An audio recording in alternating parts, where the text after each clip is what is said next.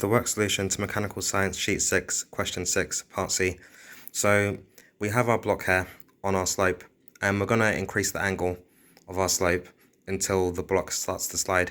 So we know that the coefficient of friction between the block and the surface the slope is made out of is 0.75.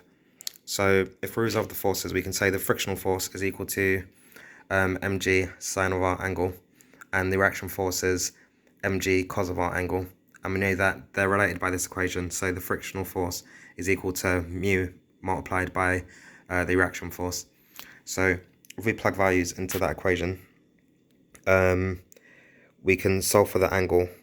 So I'll just zoom out a bit. So if we solve for the angle by basically plugging the values in, so you can see there on the left, that's mg sine theta, and we equate that to mg cos theta multiplied by our coefficient of friction, which is 0.75. If we divide one by the other, we end up with tan theta is equal to 0.75.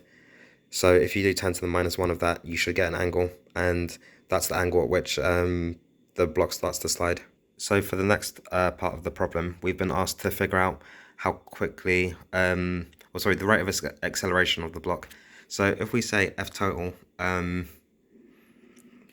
is equal to mg sine theta, subtract the frictional force, so that's the total force being applied to the block. So it's acceleration due to gravity, but then it's being reduced due to the frictional force. So we can expand that a bit by saying mg sine theta minus the coefficient of kinetic friction, and we multiply that by mg cos theta. Think back to how we normally define the frictional force. So we define it as being equal to mu multiplied by the reaction force. So mg cos theta, that's our reaction force, and 0.7 is our mu.